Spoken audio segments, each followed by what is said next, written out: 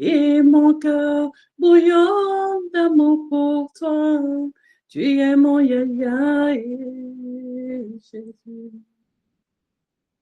Alléluia, shalom, shalom, bienvenue. Nous allons débuter nos temps de prière. Donc, je vais commencer par chanter. J'aime bien chanter. Je n'ai pas la voix qu'il faut, mais j'aime chanter. Mon âme soupira près toi et mon esprit en moi te cherche.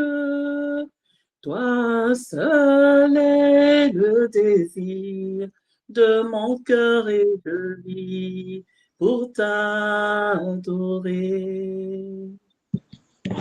Mon âme soupira près toi et mon esprit en moi te cherche. Toi seul est le désir de mon cœur et je vis pour t'adorer. Tu es mon bouclier, ma force, le roc sur qui j'ai fondé ma vie. Toi seul est le désir de mon cœur et je vis pour t'adorer. Tu es mon bouclier, ma force, le roc sur qui j'ai fondé ma vie. Toi seul est le désir, Jésus, de mon cœur et je vis pour t'adorer. Alléluia.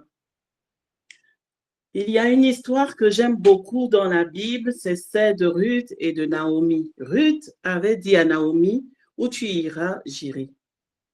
Et ton Dieu sera mon Dieu. » Ruth avait reçu la révélation du Dieu de Naomi, de comment il fallait l'adorer, de comment lui adresser des supplications. Elle avait aussi compris que Naomi avait un Dieu de stratégie. Alors Ruth s'attacha à Naomi pour rentrer dans sa destinée. Il en est ainsi pour moi, j'avais dit à l'Éternel, là où l'apôtre Daniel implantera son église, en France, que ce soit en ligne ou en présentiel, j'y serai. Son Dieu restera mon Dieu. Ce soir, je voudrais dire merci à l'apôtre Daniel pour ce privilège qui me donne d'être la modératrice dans cette plateforme. Je remercie aussi l'Éternel car je sais que c'est sa grâce qui m'a localisée. Nous allons commencer ces moments par l'intercession. Nous allons élever nos voix en signe de reconnaissance à notre Dieu, Père de notre Seigneur Jésus-Christ, lui dire merci pour toutes ses bontés dans nos vies. Élevons nos voix et bénissons notre Dieu. Abba Père, encore ce soir, nous venons ici rassemblés en ton nom, Jésus-Christ, pour te dire merci, Seigneur, pour tout ce que tu fais pour nous, pour tout ce que tu as fait pour nous tout au long de cette semaine, Seigneur. Oh Dieu, tu es le Dieu de bonté, le Dieu de toute grâce, Seigneur. Ce soir encore, nous sommes reconnaissants, Seigneur. Nous sommes reconnaissants de tes bienfaits pour nous, pour le souffle de vie que tu nous donnes. Seigneur, ce soir encore, tu me donnes la capacité d'être là. Seigneur, je bénis ton Saint-Nom. Je bénis, Seigneur, ta main puissante sur moi, Seigneur. Toi qui m'as toujours soutenu, toi qui m'as toujours relevé quand je suis tombé. Seigneur, tu ne me laisses pas tomber. Tu es toujours là, le Dieu fidèle, le Dieu qui bénit, le Dieu qui restaure. Seigneur, merci encore. Merci pour tout ce que tu as fait aussi pour tous mes frères et sœurs, Seigneur. Pour tous ceux qui se connectent, pour ceux qui sont connectés et ceux qui se connecteront et qui ne pourront pas aussi se connecter. Seigneur, nous voulons te dire merci. Merci Seigneur, merci parce que tu ne nous oublies pas, tu prends soin de nous chaque jour, tu prends soin de nos maisonnées, des nôtres. Seigneur, nous te bénissons. Seigneur, nous sommes reconnaissants. Nous sommes reconnaissants, tellement reconnaissants. Les mots nous manquent, Seigneur. Oh Dieu, pour manifester notre amour pour toi, manifester notre joie. Que toute la gloire te revienne, Père. Au nom puissant de Jésus-Christ, nous disons Amen.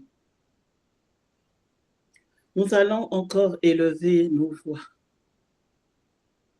Nous allons élever nos voix pour supplier la miséricorde de l'Éternel ce soir, afin que sa grâce nous localise. À la croix, Jésus-Christ a dit, tout est accompli. Jésus-Christ a dit à la croix, tout est accompli. Alors nous allons élever nos voix et supplier l'Éternel. Éternel notre Dieu, manifeste-toi encore ce soir. Nous sommes là, Seigneur, à notre poste. Nous sommes là, ô Dieu. Nous sommes là, Seigneur, à notre temps de rencontre, de rendez-vous, Papa. Nous te supplions ce soir. Ô Seigneur, manifeste-toi. Nous supplions ta miséricorde. Manifeste-toi, Dieu. Aie pitié de nous encore ce soir. Manifeste-toi, manifeste-toi. Oh Seigneur, nous sommes là, nous sommes tes instruments. Nous sommes là, Seigneur, manifeste-toi. Manifeste-toi, Seigneur. Oh Dieu Tout-Puissant, nous disposons notre cœur. Nous sommes là. Manifeste-toi. Nous venons déposer tous nos fardeaux au pied de la croix de Jésus-Christ. Il n'y a que toi, Seigneur. Oh Dieu qui peut tout. Manifeste-toi. Manifeste-toi. Manifeste-toi encore ce soir. Manifeste-toi dans cette plateforme.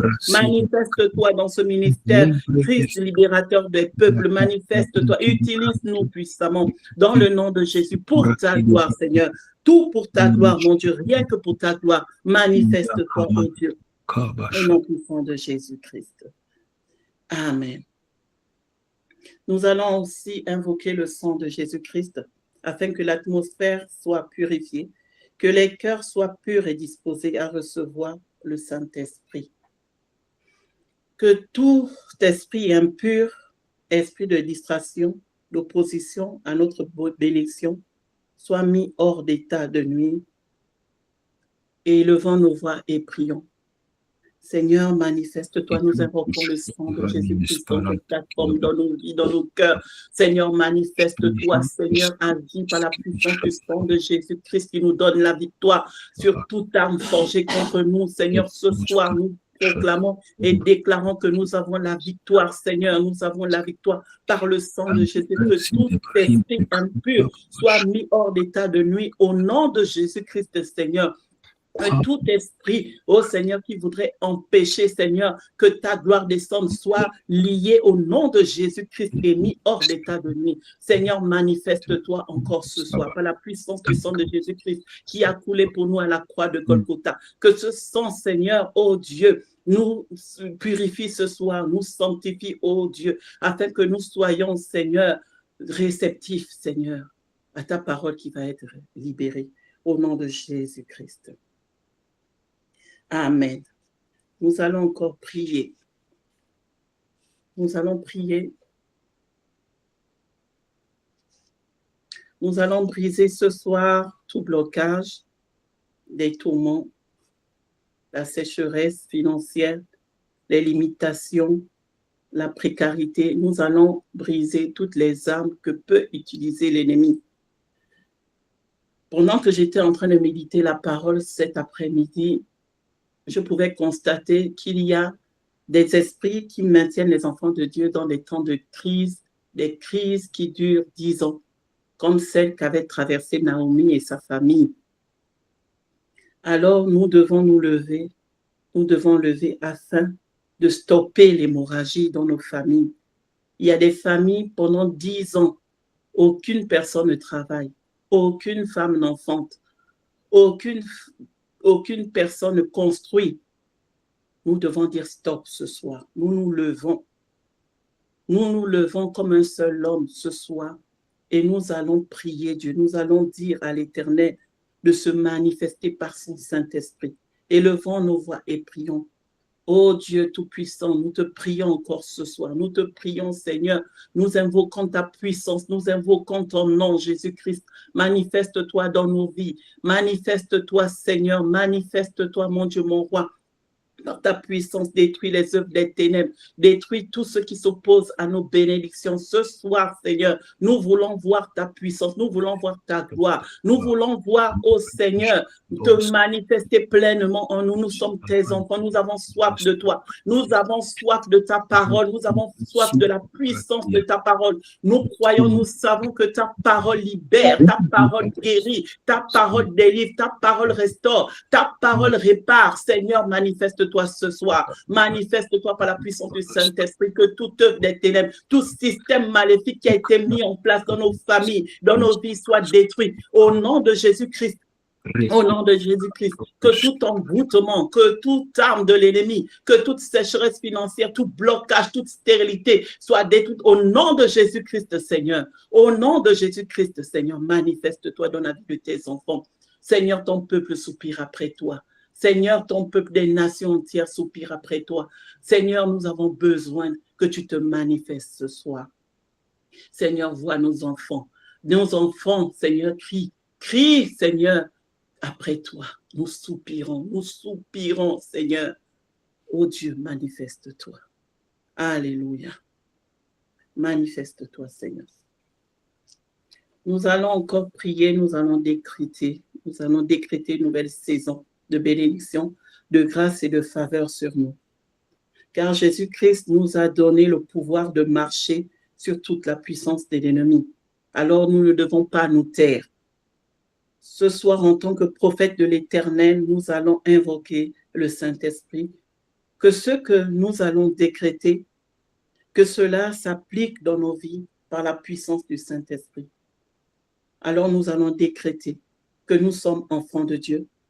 Nous allons réclamer nos bénédictions. Nous allons réclamer l'accomplissement des promesses de Dieu dans nos vies. Élevons nos voix et prions. Seigneur, mon Dieu, mon roi, je décrète que je suis enfant de Dieu. J'ai reçu Jésus-Christ dans ma vie, Seigneur. Mon Dieu, mon roi, manifeste-toi dans la vie de chacun de nous ici ce soir.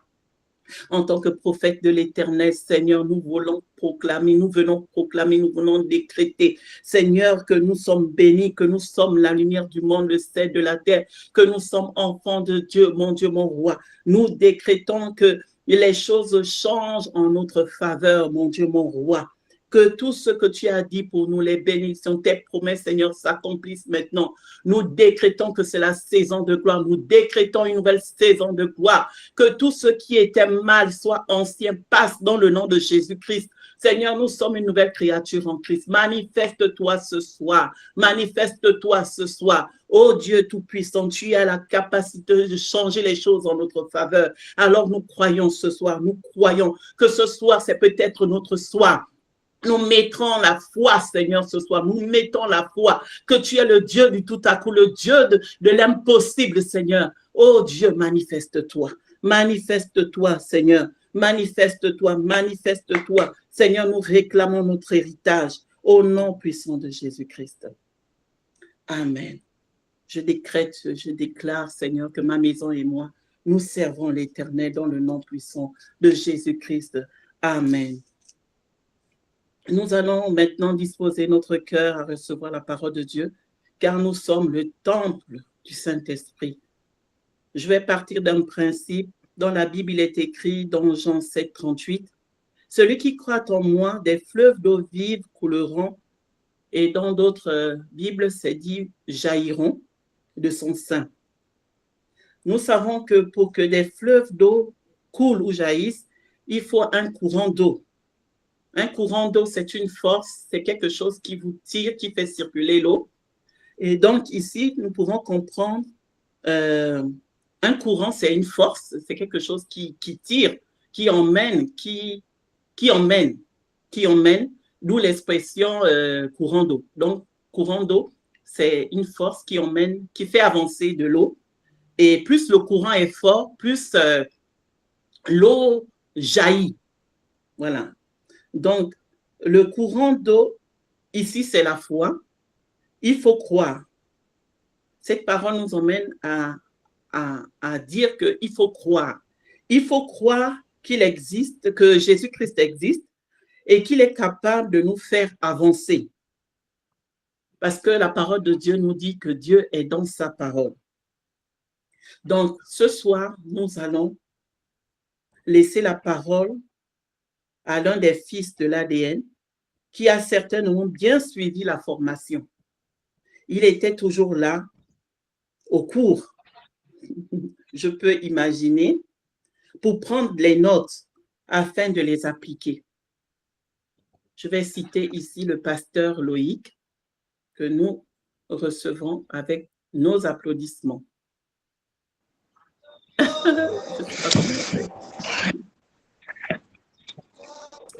Bonsoir, bonsoir, bonsoir à tous. Bonsoir. Bonsoir, shalom à tous. Bonsoir, bonsoir. Est-ce que tout le monde me reçoit convenablement?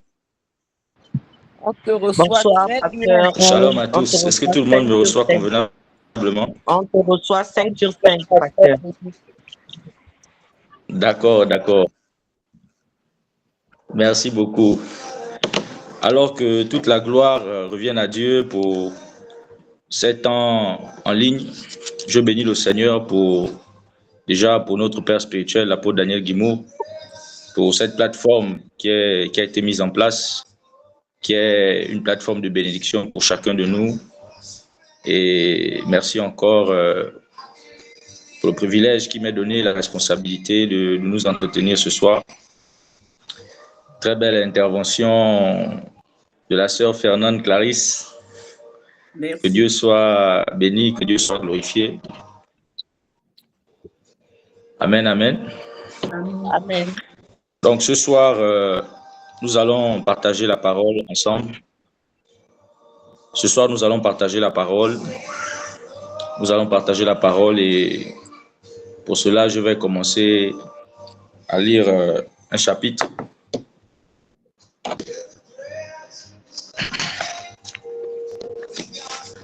Donc, je vais lire 1 Samuel 22 à partir du verset 1er. Je vais lire 1 Samuel 22 à partir du verset 1er. Bon, s'il y a quelqu'un qui peut m'aider aussi, ce serait bien. Parce que j'utilise tout.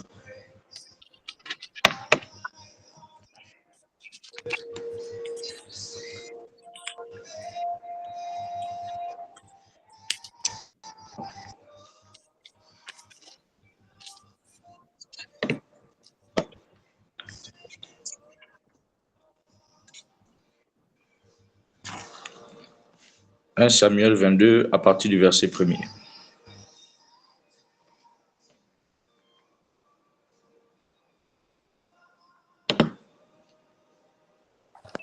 Bonsoir.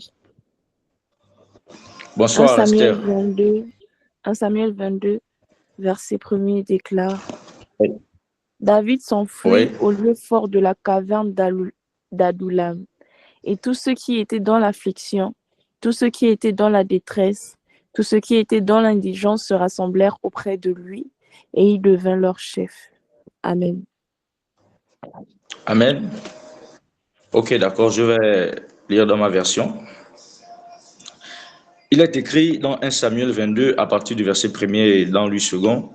David partit de là et se sauva dans la caverne d'Adullam.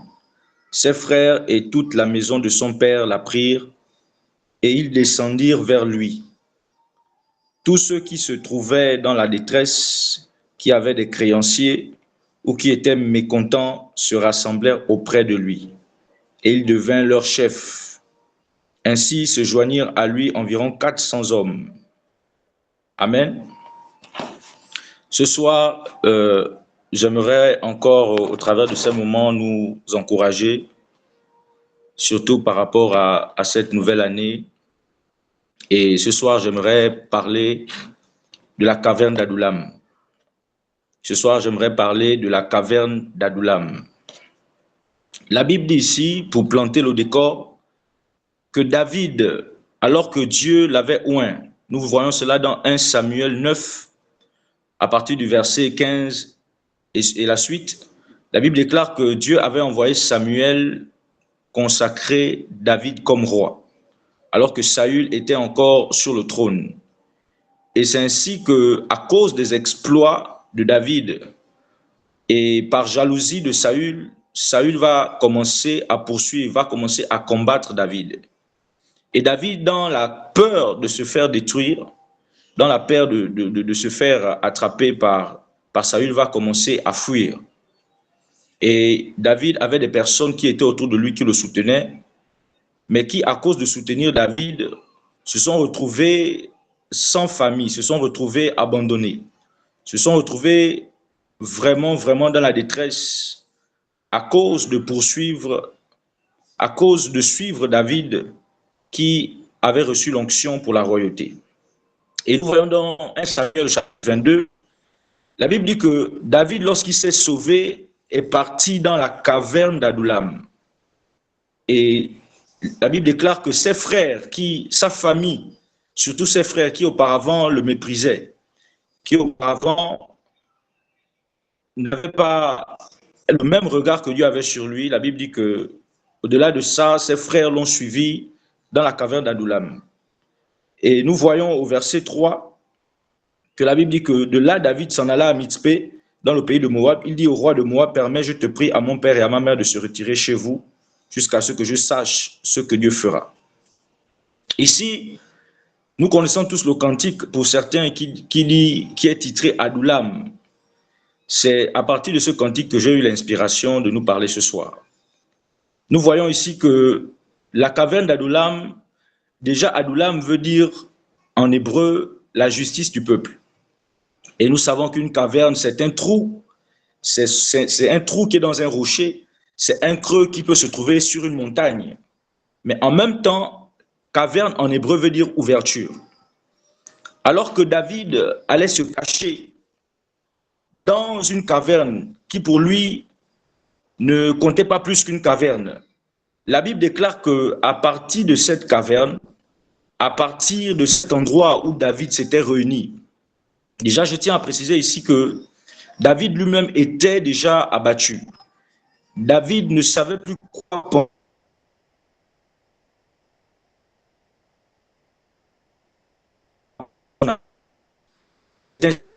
Même dans nos vies, il y a des périodes comme ça où même lorsque nous connaissons les promesses de Dieu pour nos vies, lorsque nous connaissons ce à quoi Dieu nous a appelés, lorsque nous avons des aperçus à travers des prophéties, à travers des songes, à travers des visions, nous savons que Dieu nous a dit que nous irons très loin. Nous savons que Dieu nous a promis, par exemple, des voyages. Dieu nous a promis d'impacter, de faire des nations. Dieu nous a promis le mariage. Dieu nous a promis la stabilité et les finances. Mais il arrive qu'au-delà de ça, nous sommes poursuivis, nous sommes attaqués et parfois nous vivons le contraire. David était abattu, mais la Bible déclare que lorsqu'il s'est retrouvé, Dieu l'avait conduit à la caverne d'Adullam. Et lorsqu'il s'est retrouvé dans cette caverne d'Adullam, la Bible déclare que Dieu avait commencé un travail dans la vie de David. Comment expliquer qu'un homme, une personne abattue, une personne désespérée, une personne qui avait reçu l'onction pour être roi, une personne qui était poursuivie, une personne qui était vraiment, vraiment déprimée. La Bible déclare que c'est à partir de là que Dieu va commencer à utiliser David. Parfois, c'est dans des moments difficiles. Parfois, c'est dans les moments d'épreuve. Parfois, c'est dans les moments les plus compliqués de nos vies que Dieu commence réellement à faire un travail dans nos vies. Voilà pourquoi j'aimerais encourager une personne. Nous sommes en 2026 et beaucoup d'entre nous se posent encore des questions. Est-ce que Dieu m'a oublié? Ne se souvient pas de moi par rapport à ce qu'il a dit. David aussi se posait les mêmes questions. David aussi avait déjà perdu certainement la foi. Mais dans ces moments difficiles, Dieu est passé par la caverne d'Adullam. Dans chaque enfant de Dieu, dans le parcours et dans la vie de chaque enfant de Dieu, il y a ce parcours de la caverne d'Adullam. Cette caverne qui, lorsque on s'y met et lorsqu'on accepte la volonté de Dieu, on reçoit une transformation de la part du Seigneur. David, étant dans cette caverne d'Adullam, David avait appris à compter sur l'Éternel. David avait appris à faire de Dieu son refuge. Je dis toujours à personnes qui ont connu un temps soit peu mon parcours, je leur dis toujours que c'est dans ces moments difficiles, c'est dans ces moments compliqués que je me suis davantage attaché à Dieu. que je me suis davantage consacré au Seigneur. Et c'est un plan de l'ennemi de pousser les gens à être charnels, de pousser les gens à s'éloigner de Dieu à cause des épreuves par lesquelles ils passent. La caverne d'Adullam est une caverne à travers laquelle Dieu façonne ses enfants, Dieu façonne ses appelés, Dieu façonne ses oints et ses serviteurs. David est sorti d'Israël parce qu'il avait peur d'être tué par Saül. Il n'avait presque rien, mais la Bible déclare qu'il y a des personnes qui étaient endettées, il y a des personnes qui n'avaient plus rien, il y a des personnes qui avaient perdu leur famille, il y a des personnes qui avaient perdu leurs biens, qui ont suivi David. Ici, nous voyons un principe très important. Parfois, on dit toujours que les gens blessés finissent par blesser des personnes. Mais lorsque nous sommes blessés, lorsque nous sommes touchés à l'intérieur, l'une des manières de sortir de là, d'abord, nous apprend que c'est de s'appuyer sur l'Éternel. C'est dans cette caverne que David a écrit le psaume 142 et le psaume 57. C'est dans cette caverne que David a compris ce que signifiait le fait de s'appuyer sur l'Éternel. C'est parce que David avait décidé de ne pas laisser ses épreuves l'emporter. C'est parce que David avait accepté la transformation du Seigneur que David a su guérir lui-même. Parce qu'il s'est dit que si je suis blessé, alors que je suis un modèle, alors que je suis suivi, la meilleure façon pour moi de guérir de ça, c'est de communiquer le bien, c'est de communiquer la force. Lorsque tu es blessé, lorsque tu es attaqué, lorsque tu es éprouvé, l'une des manières, outre le fait de s'appuyer sur les... l'une des manières d'être guéri de ça, c'est le fait d'apporter un plus dans la vie des autres. David avait tout pour abandonner, mais parce qu'il était suivi. Lorsque tu sais que dans ta famille, les gens comptent sur toi, Joseph savait que s'il baissait les bras, beaucoup, parce qu'il avait reçu la révélation du Seigneur, parce qu'il avait reçu la révélation de l'Éternel. Joseph était obligé. Lorsque tu sais que dans ta famille, lorsque tu sais que Dieu t'a dit que tu es le Moïse de ta famille, lorsque Dieu t'a dit que tu es le Joseph de ta famille, tu ne peux pas baisser les bras. Tu n'as pas droit à l'erreur. Tu es obligé de payer le prix. Tu es obligé de te consacrer. Parce que si tu sais que si tu lâches, parce que si tu sais que si tu perds espoir, beaucoup aussi perdent espoir. Quelqu'un qui est blessé va se retrouver à être le chef de plus de 400 personnes. Quelqu'un qui avait été blessé, quelqu'un qui avait été touché dans son intérieur, va se retrouver à former des personnes. D'abord, lui-même va se retrouver à accepter de s'appuyer sur l'Éternel. Quel que soit ce que tu traverses, beaucoup de personnes se posent des questions.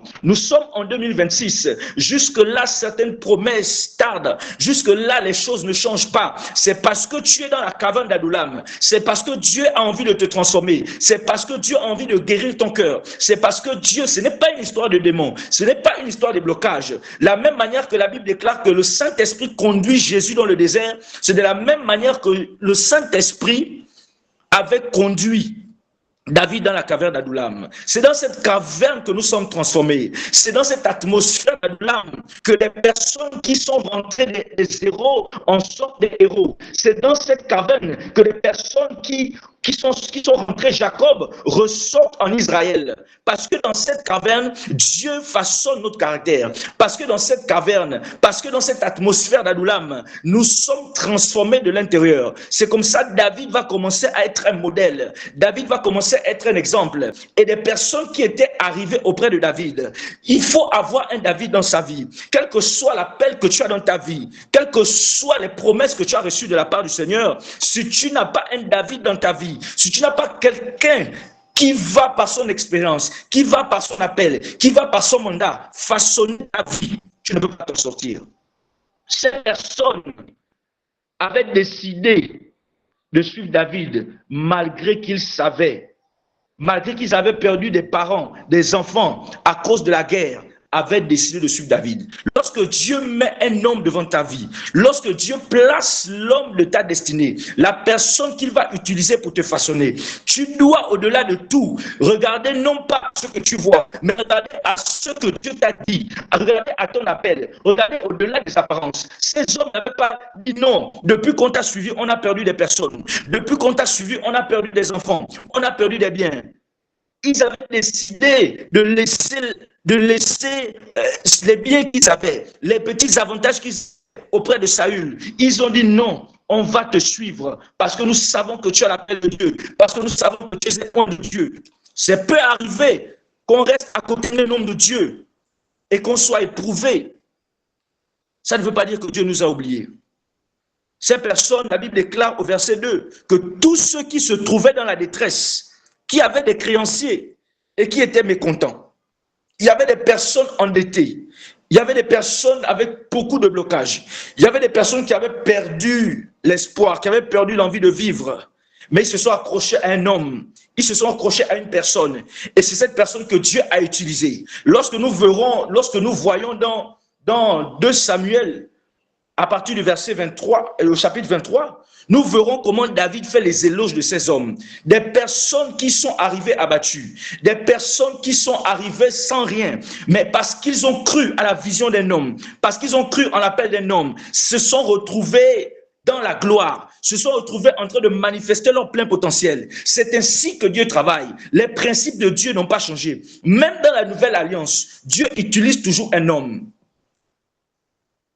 Il n'y a pas plusieurs manières dans lesquelles Dieu travaille, même dans la nouvelle alliance.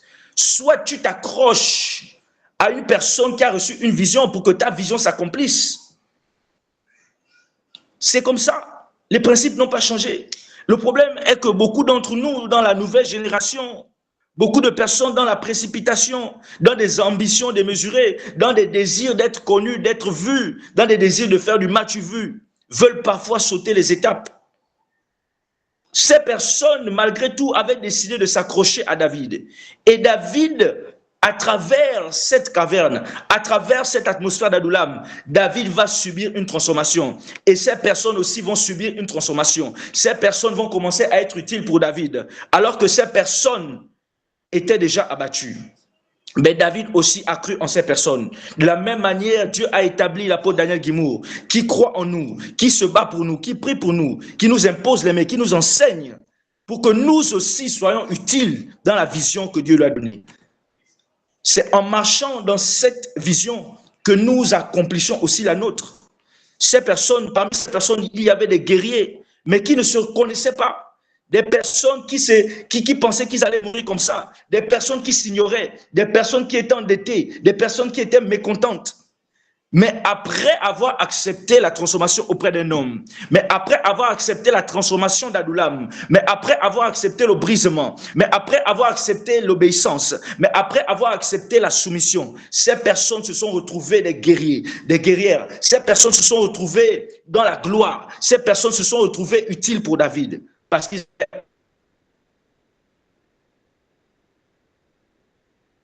accepté de passer par la caverne d'Adullam. Dans la vie de chaque enfant de Dieu, comme je le disais, il y a ce qu'on appelle le passage d'Adullam. C'est un passage obligatoire pour que Dieu puisse utiliser. C'est un passage obligatoire pour que Dieu puisse t'équiper, pour que Dieu puisse te lever. Tu ne peux pas aller loin si tu refuses la transformation. Tu ne peux pas aller loin si tu refuses le passage dans la caverne d'Adullam. Et nous allons voir le fruit de cette transformation dans la vie de David. David va écrire le psaume 57. Je vais lire le psaume 57. La Bible déclare au psaume 57, la Bible dit au chef des chantres, ne détruis pas hymne de David lorsqu'il se réfugia dans la caverne poursuivi par Saül. Vous voyez, c'est dans cette caverne que David a appris à adorer le Seigneur. Lorsque tu n'es pas passé par une situation qui t'a emmené à adorer, à servir le Seigneur dans les moments difficiles, sache que tu n'es pas encore prêt à être utile pour Dieu. Tu n'es pas encore prêt à être utile pour Dieu. Lorsque dans ton parcours de ta vie chrétienne, tu n'es pas arrivé au niveau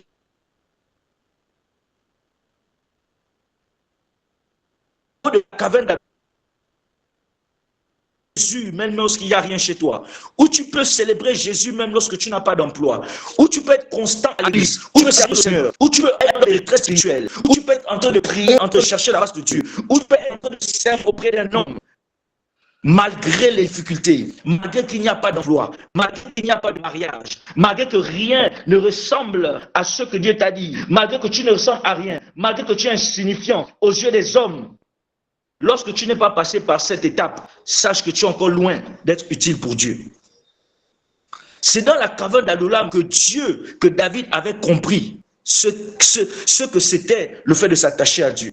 La Bible déclare dans le psaume 57 au verset 8, la Bible dit, mon cœur est affermi, oh Dieu, mon cœur est affermi, je chanterai et je ferai retenir mes instruments. Vous voyez, mon cœur est affermi. Le cœur de David n'était pas affermi.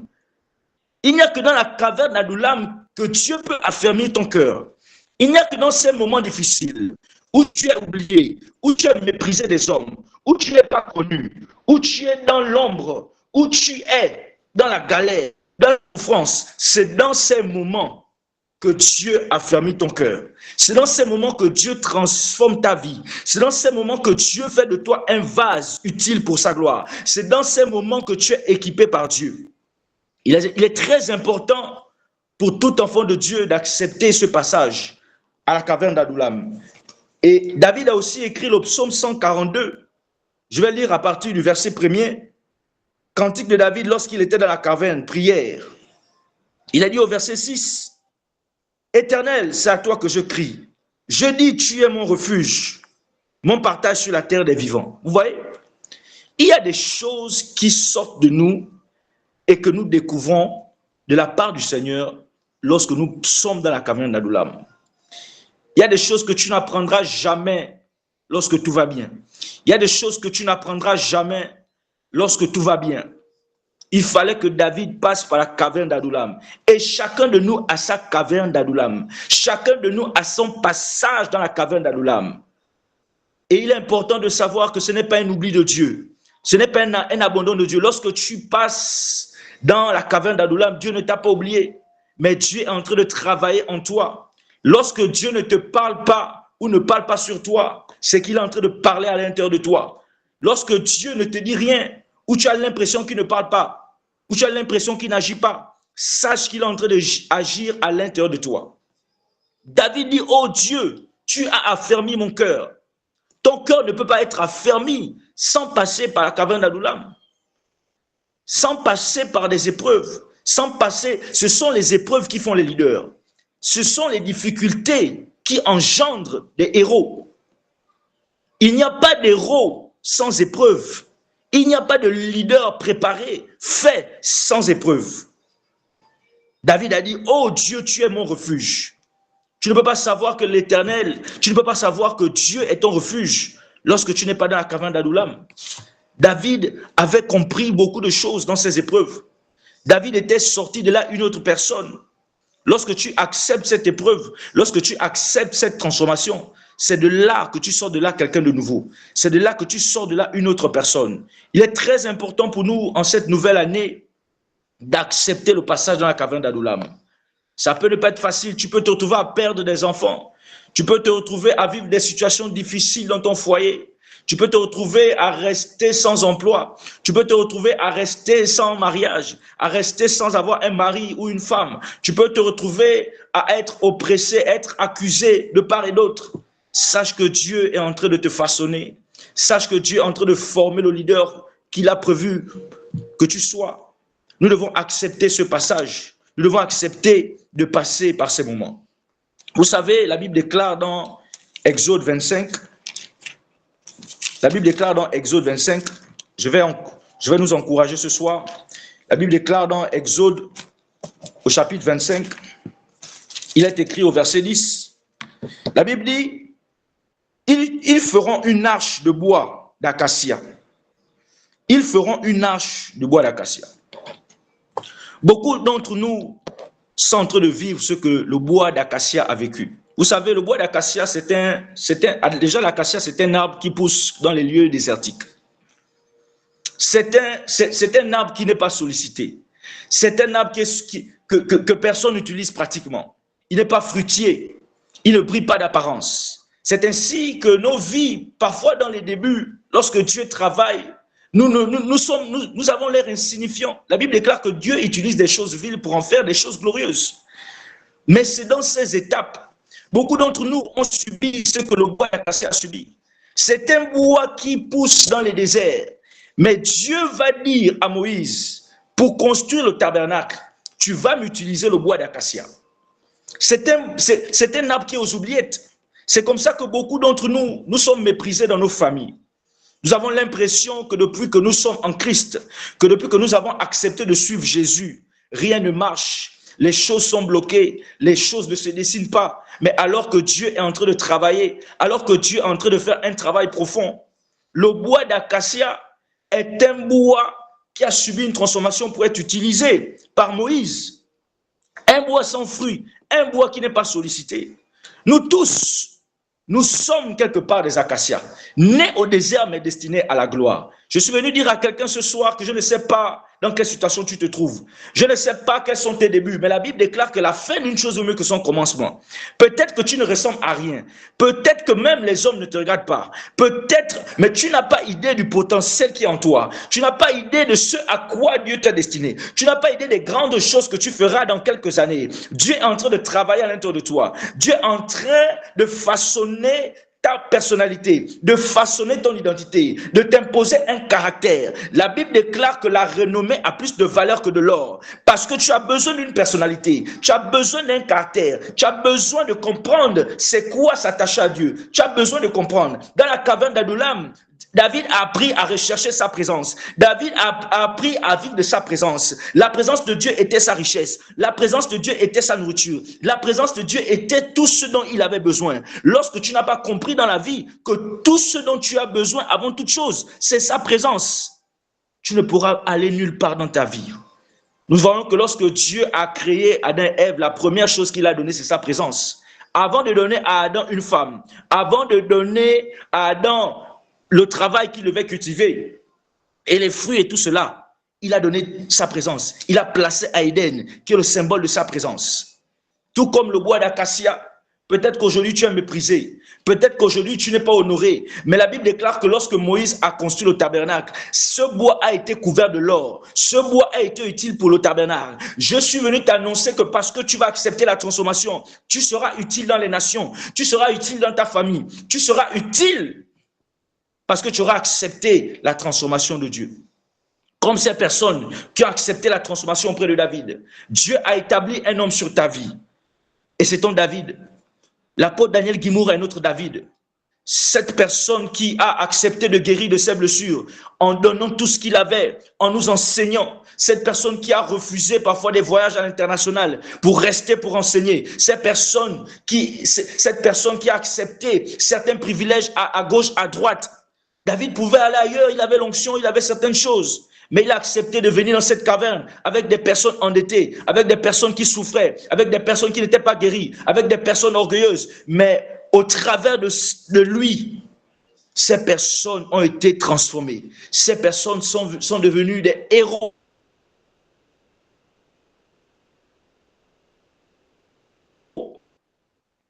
Nous devons accepter la chose. Tout comme le bois d'acacia. Tu es peut-être méprisé, tu es peut-être inconnu de tous. Mais la Bible déclare que Dieu va dire à Moïse, tu me prendras du bois d'acacia pour construire le tabernacle. Ce bois qui avait été longtemps oublié, ce bois qui avait été longtemps méprisé, mais c'est ce bois qui va servir pour la construction du tabernacle. Nous sommes en 2026 et la déclare que nous allons de gloire en gloire.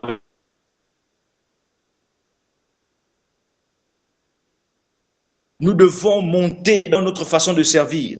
Nous devons être davantage utiles dans les choses de Dieu pour que son œuvre puisse progresser. Parce que Dieu n'utilise pas des personnes immatures. Dieu n'utilise pas des personnes qui ne sont pas préparées.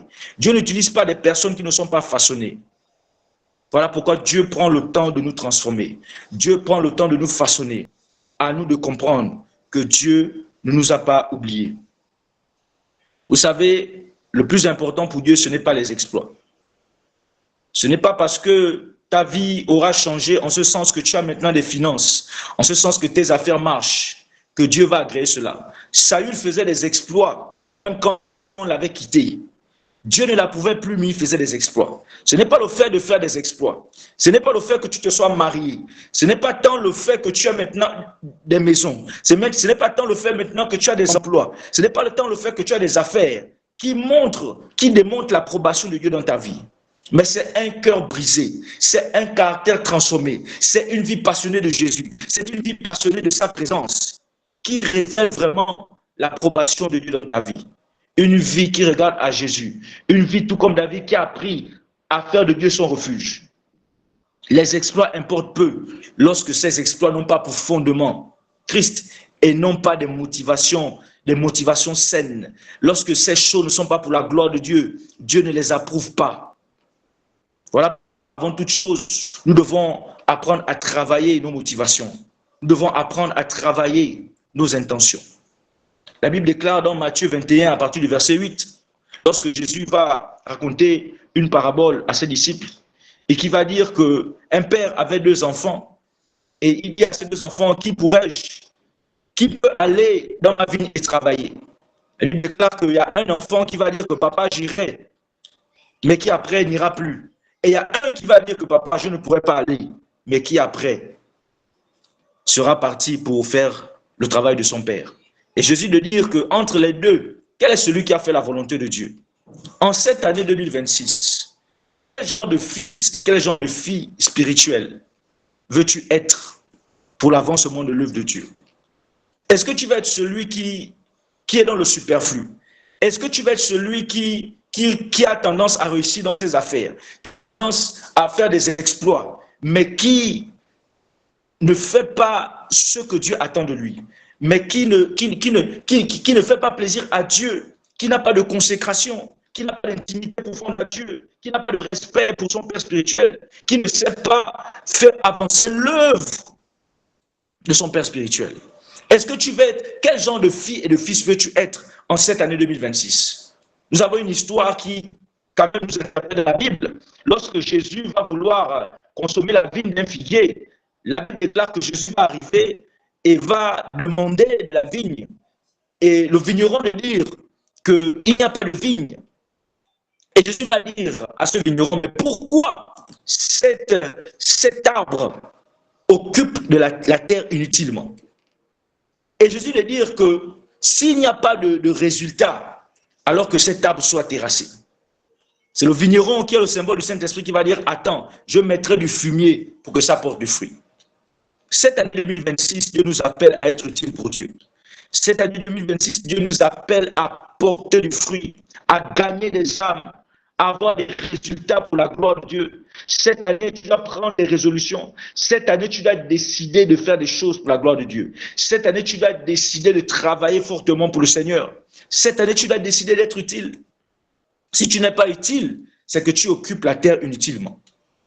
Quel genre de fils et de filles nous voulons être aux yeux de Dieu cette année de plus? Avec Dieu, nous ferons des exploits. Mais quels sont les exploits qui réjouissent le cœur de Dieu? Dieu ne parle pas des terrains que tu achètes. Dieu ne parle pas des maisons que tu es en train d'acquérir. Avec Dieu, nous ferons des exploits. Les exploits dont Dieu parle d'abord, ce sont les exploits qui le glorifient. Ce sont les exploits qui étendent le royaume. Ce sont les exploits qui révèlent Jésus et qui démontrent Jésus. Et qui met Jésus pour fondement. Sans ces exploits, Dieu ne va pas nous agréer. La Bible déclare que l'obéissance à Dieu est plus importante que les sacrifices. L'obéissance à Dieu. Dieu, avant tout, veut ton obéissance. La Bible déclare dans 1 Thessaloniciens que ce que Dieu veut, c'est notre sanctification. Certes, Dieu veut que tu sois béni. Dieu veut que tu ailles de gloire en gloire, que tu évolues dans ta vie. Mais si avant tout, tu n'es pas pour lui, si avant tout, tu n'es pas dans sa présence, si avant tout, tu n'es pas dans l'obéissance, tu ne sauras plaire à Dieu. 2026 est une année où Dieu nous veut utiles pour lui. 2026 est une année où Dieu veut nous utiliser pleinement. Nous devons accepter de porter du fruit. Nous devons accepter la transformation. Nous devons accepter le brisement. Nous devons accepter d'avoir un caractère qui glorifie le Seigneur. La dernière fois, nous avons été enseignés à l'église sur les 2 serviteurs qui bloquent, qui freinent l'œuvre de Dieu. Et nous avons vu que le premier serviteur qui bloquait l'œuvre de Dieu, c'était le serviteur dont le caractère n'était pas brisé. Il fallait que ces personnes passent par Adullam pour avoir des caractères transformés. Tu es peut-être dans ta phase d'Adoulam. Tu es peut-être dans cette caverne où tout est dur. Tu es peut-être dans cette caverne où tout est sombre. Mais c'est là que Dieu est en train de te transformer. C'est là que Dieu est en train de t'apprendre à pardonner. C'est de là que Dieu est en train de t'apprendre à aimer, même ceux qui t'ont fait du mal. C'est de là que Dieu est en train de t'apprendre l'humilité, savoir te faire petite même quand tu as des moyens, savoir aimer les autres, savoir encourager. C'est de là que Dieu t'apprend ce que c'est la discrétion, ce que c'est la consécration, ce que c'est la diligence, ce que c'est l'amour, ce que c'est la vérité, ce que c'est la compassion. C'est très important pour nous de savoir ces choses. Je vais terminer avec un passage de Timothée 2, verset 21. Je suis en train de terminer. 2 Timothée 2, à partir du verset 21. La Bible déclare dans 2 Timothée 2, à partir du verset 21, si donc quelqu'un se conserve pur en s'abstenant de ces choses, il sera un vase d'honneur, sanctifié, utile à son maître, propre à toute bonne œuvre. Si quelqu'un se conserve pur, il sera un vase d'honneur. Quel genre de vase veux-tu être en cette année 2026? Est-ce que tu veux être un vase inutile? La Bible déclare qu'il faut que de la même manière que l'or passe par le feu pour être utile, il faut que nous aussi, nous puissions passer par le feu pour être utiles pour Dieu. Le feu de la purification, le feu de la transformation. Si tu ne décides pas cette année de te conserver pur, si tu ne décides pas cette année de te consacrer à Dieu, la Bible déclare que tu ne seras pas un vase d'honneur. Tu ne seras pas un vase sanctifié, utile à son maître. Pour être utile pour Dieu, il faut accepter la mise à part. Il faut accepter cette année de grandir dans ta discipline, de grandir dans ta gestion du temps, de grandir dans ta gestion des ressources humaines autour de toi, de grandir dans ta réflexion des choses de Dieu et des projets, de grandir dans ta vie de prière, de grandir dans ta façon d'honorer, de respecter ton Père spirituel, de grandir dans ta façon de comprendre la vision que Dieu a donnée à ton Père spirituel, de grandir dans ta discipline de ce que tu donnes à Dieu, de ce qu'il t'a donné, de ce que tu offres à Dieu. Ce ne sera pas facile, mais c'est le prix à payer. Mais c'est la seule chose à faire pour être utile pour Dieu, pour être un vase sanctifié, pour être un vase utile. Je crois par-dessus tout que nous sommes destinés à la gloire de Dieu. Jésus est né dans un endroit insignifiant, à côté des moutons, à côté des chèvres. Mais la Bible déclare que Jésus a terminé dans la gloire. Ce que tu traverses aujourd'hui ne te définit pas. Ce dans quoi tu es né, ce par quoi tu es né, la famille, le nom de ta famille ne te définit pas. Ce qui te définit, c'est ce que Dieu a prévu pour toi, a prévu de toi avant la fondation du monde. Je suis venu nous encourager ce soir vraiment à nous attacher davantage à Jésus en cette nouvelle année, à comprendre que Dieu nous a donné un David, que Dieu a mis quelqu'un devant nous pour nous aider, pour nous soutenir, pour nous assister, pour faire de nous des guerriers, pour faire de nous des personnes honorables. Ces personnes ont été honorées par David. Ces personnes ont fait l'honneur de David parce que David avait payé le prix pour ces personnes. De la même manière que l'homme de Dieu a payé le prix et paye le prix pour que ce que Dieu a mis en nous explose. De la même manière, nous aussi, nous payons le prix pour la vision que Dieu l'a donnée, afin que cette vision s'étende davantage. Ce sont les fils et les filles qui travaillent pour l'élargissement de la vision. Alors que Dieu nous bénisse, je souhaiterais que nous puissions prier par rapport à ce message, par rapport à cette pensée que Dieu a mis dans mon cœur. De là où tu es, je souhaite que tu ouvres ton micro et tu puisses prier. 2026 est une année de challenge. 2026 est une année d'intercession, une année de consécration, une année dans laquelle tu dois décider de te consacrer à Dieu. Tu dois décider d'être utile pour Dieu. Il faudrait que quelque chose sorte de toi pour que cette œuvre, cette vision, le ministère Christ Libérateur s'élargisse. Pour toi qui es à l'étranger et même pour nous qui sommes sur place, nous devons travailler fortement. Nous devons travailler durement. Il faut que le ministère s'élargisse. Il faut que Jésus soit davantage glorifié. Il faut que Jésus soit davantage élevé. Alors commence à prier. Commence à prier. Et certainement Dieu te donnera une instruction pour cette année. Certainement Dieu te dira de faire quelque chose. Certainement Dieu te donnera une mission particulière par rapport à cette vision. La Bible déclare que lorsque David avait soif, la Bible déclare que parmi ses guerriers, prier. Parmi les personnes qui étaient venues abattues, les personnes qui étaient venues endettées, il y a un qui a dit que moi, je vais aller dans le camp des Philistins et je vais aller te prendre de l'eau dont tu as besoin. Dieu va te donner une instruction cette année pour que tu fasses avancer cette œuvre parce qu'il l'a placé à côté de toi un David. Alors commence à prier pour que tu sois utile à Dieu. Commence à prier d'accepter les épreuves de la caverne d'Adullam. Commence à prier d'accepter la transformation d'Acacia.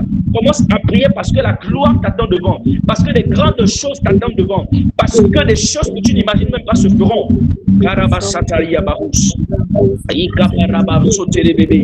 Père, au nom de Jésus, fais-nous grâce de comprendre que nous devons nous attacher à toi en cette nouvelle année.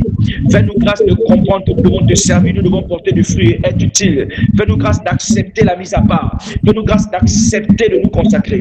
Fais-nous grâce de comprendre que tu as mis un David à nos côtés. Seigneur, par qui tu vas nous impacter, par qui tu vas nous transformer. Fais-nous grâce de comprendre les principes. Fais-nous grâce de marcher dans une autre dimension de maturité en cette nouvelle année. Que ce que nous n'avons pas compris, l'année des années antérieures, que cette année la révélation soit notre partage, que cette année la compréhension des mystères, la compréhension des voies de Dieu soit notre partage. Que cette année, Père, nous puissions être des instruments pour la gloire de ton nom. Que cette année, au travers de nous, les milliers soient sauvés, les églises puissent s'ouvrir. Que cette année, nous puissions payer le prix de l'intercession par rapport à ce ministère. Parce que la Bible déclare que lorsque Moïse est en train de prier, il y a Hur et Aaron qui l'ont soutenu. Alors que les guerriers contre Josué étaient dans le combat. Alors que l'apôtre Daniel Guibourg a plusieurs choses que tu as mis dans son cœur. Donne-nous d'être là pour soutenir la vision. Donne-nous d'être là de comprendre que nous devons travailler. Seigneur, nous voulons voir, Seigneur Père, des églises naître. Nous voulons voir des disciples faits. Nous voulons voir des témoins accomplis pour ta gloire et pour ton œuvre. Donne-nous d'être utiles en cette nouvelle année. Donne-nous de porter du fruit. Donne-nous d'être des sujets de bénédiction. Donne-nous de payer le prix, Seigneur Père, afin que ton nom soit glorifié, afin que cette œuvre s'élargisse, afin que cette œuvre s'élargisse dans les nations et dans le monde. Au nom suprême de Jésus-Christ de Nazareth, fais de nous des témoins et des disciples accomplis. Donne-nous d'être ce fils, même qui tâtonnait au début, même qui au début a dit que je n'aurais pas le temps, même qui au début a eu des difficultés, mais après la maturité est rentrée. Le fils a dit à son père que oui, même si au début j'ai dit je ne pourrais pas, mais la Bible déclare qu'après ce fils est allé s'aimer dans la ville, aller travailler dans le champ de son père. Et la Bible déclare que c'est lui qui a fait la volonté de Dieu.